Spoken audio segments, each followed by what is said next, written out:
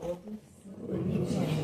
Que todos se sintam bem à vontade e que possam aqui, essa noite, encontrar tudo o que vieram buscar na sua dificuldade, ou na sua enfermidade, ou na sua dúvida. Muitas vezes a gente carrega dúvidas no nosso caminho, na nossa vida.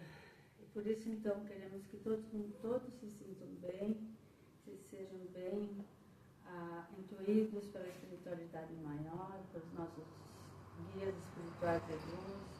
E também, em nome de Jesus, queremos essa noite estar aqui nessa exposição da nossa irmã Jaum, e que possamos também ter no nosso coração muito equilíbrio, muito amor, muita paz, e acima de tudo ter no nosso coração a fé em Deus, que é a nossa maior virtude para nós evoluirmos e sermos um dia pessoas mais do bem e sermos realmente assim como nós tivemos o propósito de vir para esse mundo, daqui ser melhor do que aqui chegamos. E assim, queremos então, mais uma vez, agradecer por tudo, por essa oportunidade de estarmos aqui. Em teu nome de Jesus, que assim seja. Que assim seja.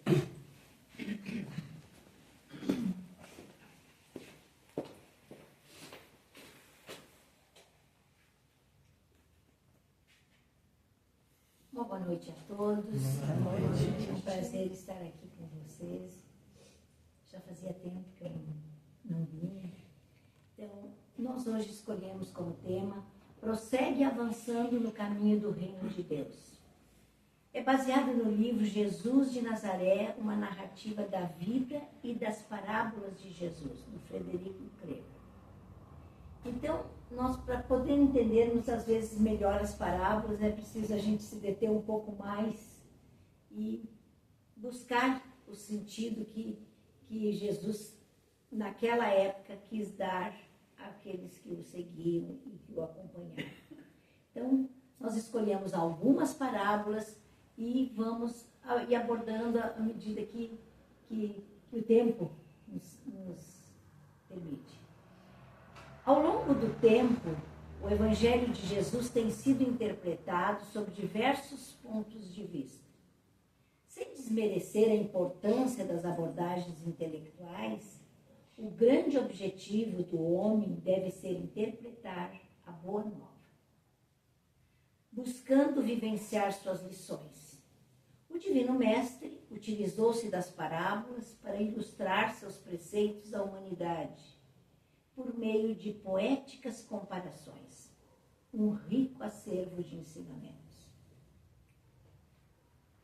Tem um conto, um antigo conto judaico, que relata, e eu vou ler esse conto para vocês, que a verdade decidiu visitar os homens sem roupa e sem adorno. Todos que a viam viravam-lhe as costas de vergonha e medo, e ninguém lhe dava as boas-vindas. Um dia, desconsolada e triste, encontrou a parábola que passeava alegremente trajando elegantes vestimentas. Verdade, por que você está tão abatida? Pergunta a parábola. Devo ser muito fria e antipática, respondeu a verdade. Que disparate, sorriu a palavra. Não é por isso que os homens evitam você. Vista-se algumas de minhas roupas e veja o que acontece. Então, a verdade colocou lindas vestes e passou a ser bem-vinda. Expressando a milenar sabedoria popular, o conto ensina que o homem, na sua maturidade espiritual, não gosta de encarar a verdade sem adornos. Jesus, como profundo conhecedor das fraquezas, falou por parábolas para que as verdades que elas encerram fossem descobertas na medida da evolução humana. Então, a gente vai descobrindo aos poucos, né, com as vestes que Jesus quis dar a elas. Primeira parábola, uma das mais conhecidas que a gente tem, a parábola do semeador. Eis que o semeador saiu a semear. E enquanto lançava sementes, algumas caíram ao longo do caminho. E vieram as aves do céu e as comeram. Outras caíram no terreno pedregoso. Outras no terreno com espinhos. E outras, por fim, caíram em terra boa. Estas cresceram e frutificaram. Aqui, eu não estou dizendo toda a parábola, mas aqui Jesus apresentou a palavra de Deus como semente. E descreveu 4 categorias de pessoas. Aquelas sementes que caíram ao longo do caminho e que as aves comeram, ele colocou, são as pessoas que não compreendem ainda a palavra de Deus. Quantos que ainda acham que com a morte do físico, tudo acaba? A grande maioria, eu acho. Né? O que é uma dificuldade enorme depois, né? Os que ouvem, e tem outra categoria, os que ouvem, mas não têm preparo espiritual para superar as tribulações. Essas são as sementes que caíram no terreno pedregoso. E que logo o sol veio e secou a semente, não frutificaram. Então são aquelas pessoas que, por qualquer coisinha que aconteça, então acredita em Deus? Acredito. Tem fé? Tenho. Mas acontece qualquer tropeço, qualquer coisa que não dá certo na vida, pronto. Já não acredito mais em Deus, Deus já me esqueceu e a minha fé, ficou titubeante, como se diz. Já não acredita mais porque as coisas não saíram da forma como esperava. As que caíram nos espinhos, os que ouvem e gostam do que ouvem, mas não colocam em prática. Quantas pessoas que vêm, acham bonito que o expositor falou, concordam, mas no outro dia já não lembro de mais nada e as atitudes já não condizem com o que se deve proceder. Então, gostam, mas não colocam em prática. Também tem muita gente que é assim. São admiradores da doutrina espírita, mas não vivenciam. E, por fim, aquelas que caíram em terra boa, boa terra, os que respondem ao apelo de Jesus e fazem a diferença. Colocam em prática os ensinamentos que a doutrina nos traz, que Jesus nos deixou. Então, essa é a terra boa. A parábola do semeador, então, tem essa característica de mostrar que vai ser assim, vai ser difícil. Por quê? Porque tem pessoas que ainda não estão preparadas. Então, e a próxima parábola, que também é bem conhecida de todos nós, a parábola do bom samaritano.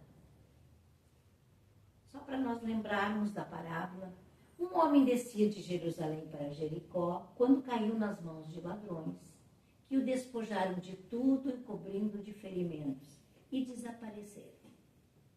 Pela mesma estrada transitava um sacerdote. Ao vê-lo, continuou seu caminho. Igualmente, também um levita, passando junto ao local, vendo, seguiu seu caminho. Porém, um samaritano, ao vê-lo, teve compaixão. Enfaixou as feridas, vertendo nelas azeite e vinho. E levou-o até uma hospedaria. Teve cuidado dele e no dia seguinte tirou 2 denários e deu-os ao hospedeiro, dizendo: cuida bem dele, e tudo que gastares a mais eu pagarei na volta. Prosseguiu o seu caminho, porque a vida prossegue. Não dá para a gente parar para ajuda e passa. Porque Emmanuel nos diz isso, né? Ajuda e passa, não interfere. Então, essa é a parábola do bom samaritano. Então, nessa parábola, do bom samaritano, o principal ensinamento é que o verdadeiro cristão deve ter a iniciativa de ajudar o necessitado do caminho. Ou seja, ser o próximo ativo, porque caridade é ativo, é fazer. Na parábola do bom samaritano, o ensinamento principal é que o verdadeiro cristão deve ter a iniciativa de ajudar o necessitado, ou seja, ser o próximo ativo mesmo. Quantas pessoas, às vezes a gente vê que uma pessoa precisa, mas deixa eu pensar. Sem lembrar que às vezes essa pessoa tem dificuldade para pedir. Talvez até por orgulho, mas aí já é outro problema, não é nosso. O nosso é perceber a necessidade, ver que a pessoa está com dificuldades e não oferecer ajuda. A caridade precisa ser ativa, não espere que peça. Percebeu? Oferece. Se a pessoa não quiser, tudo bem. Se para ela for difícil receber ajuda de outro, tudo bem. Mas eu devo ter a iniciativa de querer ajudar, de acolher aquela pessoa em dificuldade. Porque eu posso até me compadecer, mas me compadeci e passei. E não fiz nada. Fui caridosa? Não. Até pode ter me tocado os sentimentos, mas eu não fiz nada. Eu não ajudei.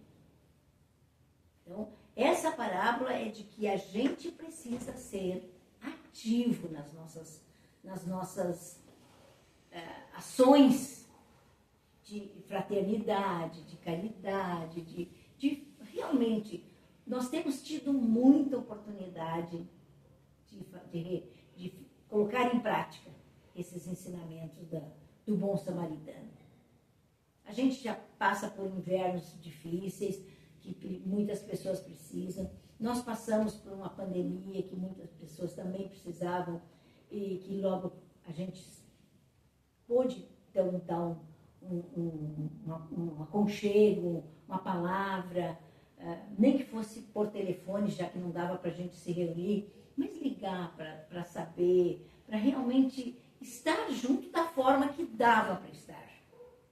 As enchentes também foram uma oportunidade muito grande de sermos caridosos, de realmente fazermos a diferença. E nós que sabemos, temos uma obrigação maior. Porque a gente estuda, a gente sabe, Jesus, a gente busca nos ensinamentos de Jesus o caminho que deve trilhar, mas precisa ser na prática. Vivenciar a doutrina. Parábola dos talentos, mais uma. Um homem, estando de partida para o estrangeiro, chamou seus servos e confiou-lhes seus bens. A um deu 5 talentos, a outro deu 2 e a outro deu 1, conforme a capacidade de cada um. E partiu. O que recebera 5 negociou, lucrou mais 5. De igual maneira, o que recebeu 2, lucrou mais 2. Porém, o que recebeu 1, enterrou o talento, de medo de perder, e que seria cobrado depois. Então, quando após algum tempo, voltou o Senhor e pediu as contas aos seus servos do que lhe havia dado. O que recebeu 5, apresentou outros 5. O que recebeu 2, apresentou outros 2. Ou seja, dobrou. E o que recebeu 1, porém, esse com medo de perdê-lo, tinha enterrado, não multiplicou, não fez nada e foi punido pela negligência. Ou seja, não fez nada. Vamos refletir sobre isso. Somos nós. O Senhor é Deus. E ao retornarmos à matéria, ao nascermos de novo, o espírito, como um peregrino, traz consigo uma bagagem espiritual, uma mala. com 2 compartimentos. Num compartimento, os valores e os dons espirituais já adquiridos. No outro, os vícios que ainda precisam ser extirpados, ou seja, os erros cometidos. Precisamos, nessa viagem, aumentar a bagagem dos dons e diminuir a dos vícios que ainda precisam ser extirpados, né?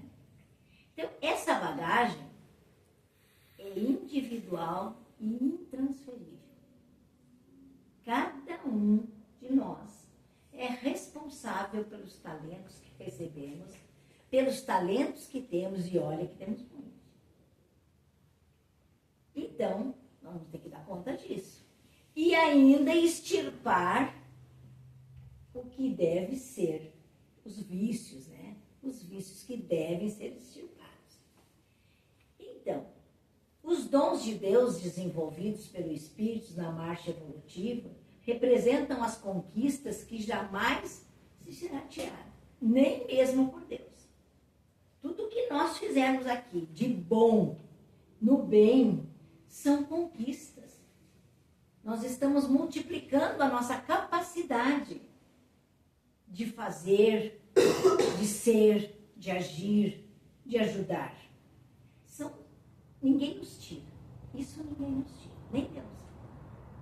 Porque fica, é o que se leva. Né? Tá.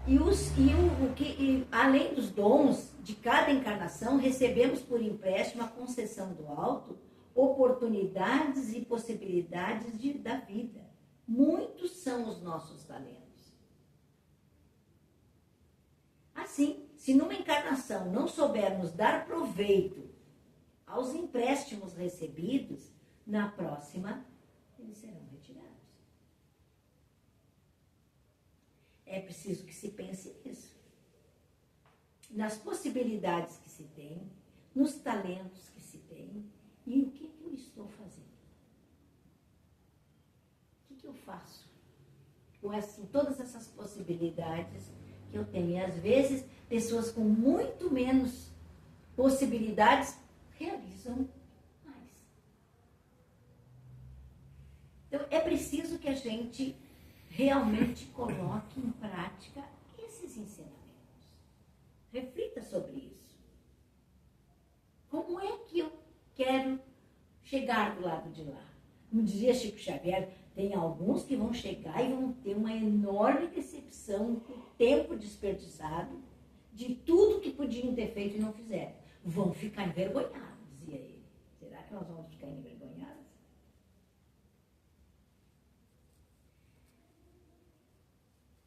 Vamos mais a uma parábola. Não é tão conhecida essa. Ou é conhecida, mas não pelo enfoque aqui. Parábola do grão de mostarda. Todos conhecem o grãozinho de mostarda que vem lá junto com os pepininhos. Os pepinos que a gente compra, cheio de grãozinho, é o grãozinho de mostarda, bem pequenininho, né? Então, compara o reino do céu a uma pequena semente de mostarda, que ao ser plantada, cresce e se torna uma árvore grande, onde as aves do céu podem encontrar abrigo e ali ficarem, né? Ilustra o crescimento gradual e a expansão do reino de Deus, que começa com algo pequeno e aparentemente insignificante, mas que tem o potencial de alcançar proporções grandiosas, que nem a semente de mostarda. Bem pequenininha, dá uma árvore grande. Às vezes, uma palavra que a gente dê, uma só, no momento certo, para a pessoa que precisa, ela faz uma diferença enorme. E pode crescer. Então, essa parábola quer dizer que não precisa ser coisas muito grandes. A gente não precisa se preocupar. Ah, mas eu não posso fazer tanto. Faz um pouquinho que pode, mas faz. Pequeno, mas essa pequena coisa que às vezes a gente faz, um gesto, um sorriso, um abraço, quando uma pessoa está fragilizada. Às vezes a gente não tem nem palavras para dizer, tamanha é a dor daquela pessoa. Abraça, aconchega no peito. Isso faz uma diferença. Então, essa parábola quer nos dizer isso. Se não pode fazer uma coisa grande, faz pequeno, mas faz. Não deixa passar o tempo, não desperdiça a oportunidade.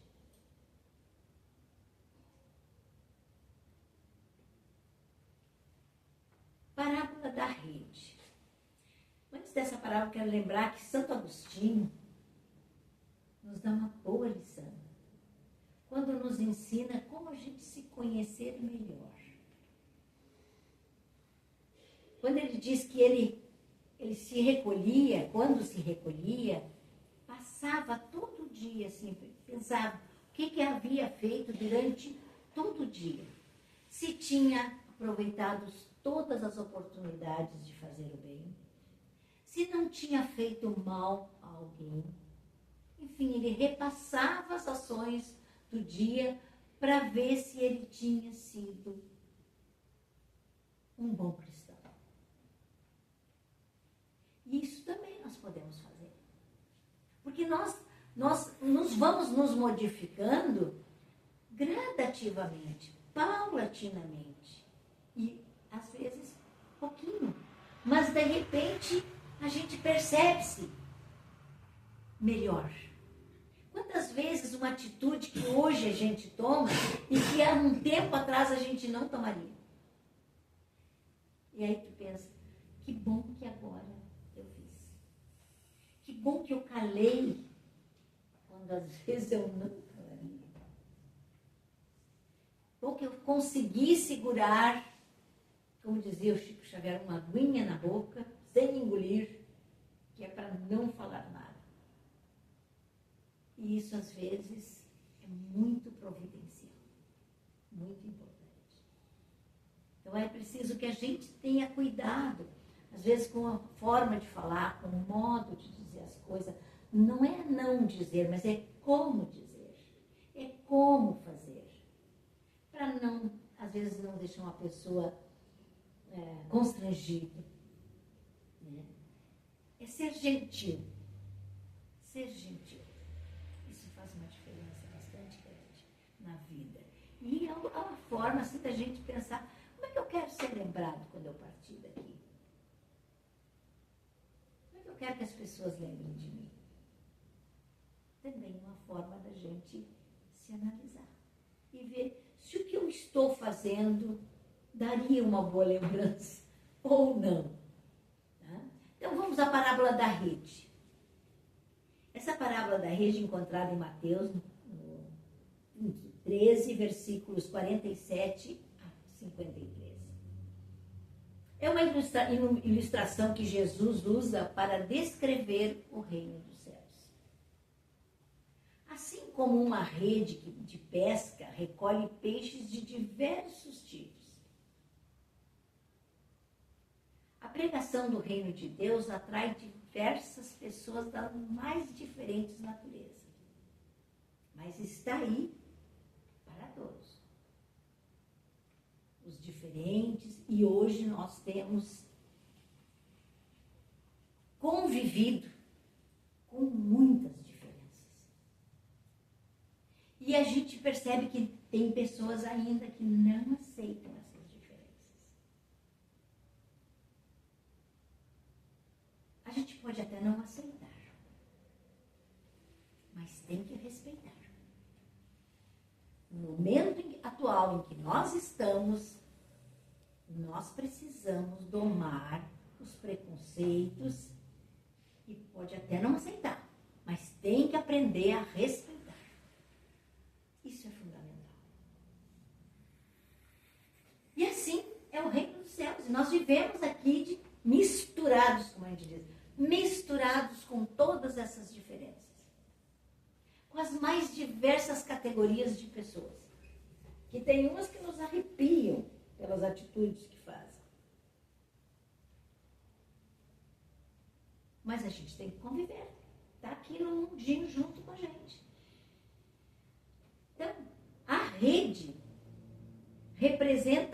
revelação do Evangelho que alcança toda e qualquer pessoa. Está aí. Uma linguagem simples. E se não está simples, a gente vai simplificando à medida em que estuda, em que se aprofunda e que busca entender melhor. Os peixes simbolizam os indivíduos atraídos pela mensagem do reino de Deus. A separação. A separação é o fim dos tempos, que a gente, quando criança, via assim, no fim dos tempos, no juízo final, e a gente estudava lá, quase todos nós, provindos de outras religiões, que nós seríamos julgados por um juiz. É como os peixes. O pescador seleciona os que não servem para o comércio que ele precisa, para suas finalidades, ele devolve. Ele separa. Pega uns para cá, outros para lá, e vai separando cada um pelos tipos de peixes. E assim vai ser. Quando é que vai ser essa separação? Esse final dos tempos? Quando a gente desencarnar. Simples. Quando nós desencarnarmos, aí é que nós vamos ser separados. Os que eram bons vão para um lado, os que eram mais ou menos vão para outro. As muitas moradas na casa do Pai. Aí é que vai ser a separação. E não tem nenhum juiz nos julgando, que nos julgue a consciência. E aí, então, esses que nos arrepiam agora, como diria, vai queimar, sei lá onde. Como diria o tio Ali, no mármore do inferno. Será que sim? Mas é aí que vai dar a separação. Né? Cada um vai ser um para um lado. Às vezes até o casal. Nem todo. A gente convive mais de 50 anos, que é o meu caso, e pode ser que um vá para cá e o outro para lá.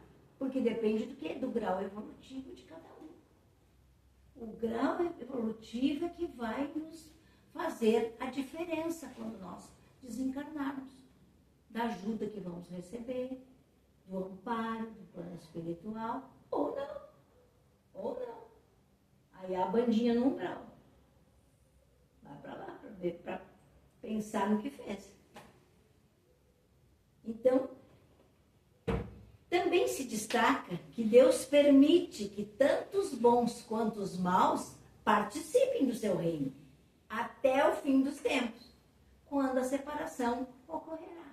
Então nós vamos viver aqui com o bandido, o salafrário, aquele que usurpa do que não deve, até que um desencarne.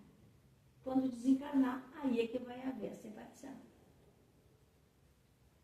Então, o estudo consistente das parábolas de Jesus é consequência do interesse impressionante na sua pessoa, ou seja, na pessoa de Jesus. Essas parábolas, elas são a expressão maior da sua narrativa, do seu modo de ser, de pensar, de agir. As mesmas parábolas anunciadas por outro profeta não teriam o mesmo magnetismo.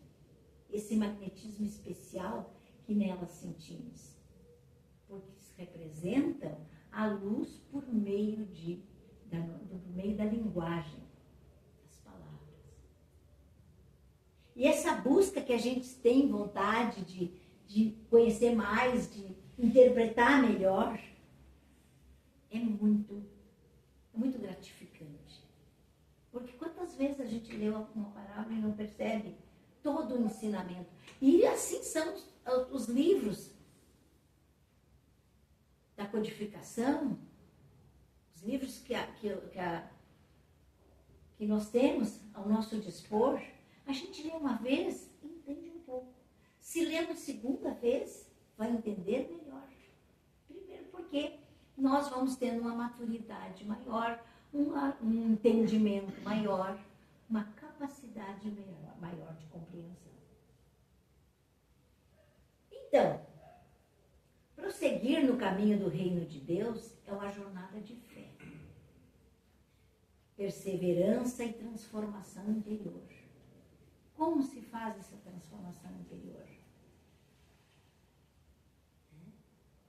É a gente se recolhendo, se conhecendo e fazendo a tão falada e repetida reforma íntima. É compreender que, apesar das dificuldades, das lutas, dos tropeços, somos chamados a não desistir.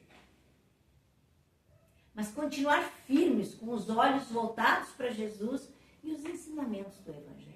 É prosseguir. Prosseguir, apesar das dificuldades, apesar dos sofrimentos. Apesar de tudo, nós somos convidados a prosseguir. Então, caminhar nessa direção exige coragem para renunciar ao egoísmo e o orgulho. Vigilância para manter-se em sintonia com o bem e confiar em Deus.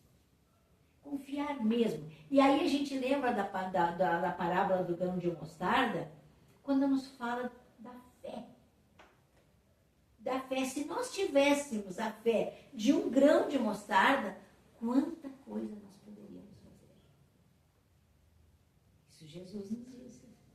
Disse para os discípulos. Porque eles ainda não conseguiam fazer o que ele fazia. Não conseguiam ainda compreendê-lo. Era difícil naquela época. Até hoje, nós estamos há mais de 2000 anos e ainda não compreendemos tudo. Não conseguimos colocar em prática. Portanto, sigamos avançando com fé e determinação, certos de que quem persevera até o fim. E agora, neste mês, a gente aqui convoca, vamos perseverar até o fim. Ninguém desiste da vida. Ninguém desiste de continuar. É confiança, né? Então, quem perseverar até o fim alcançará a plenitude da vida em Deus.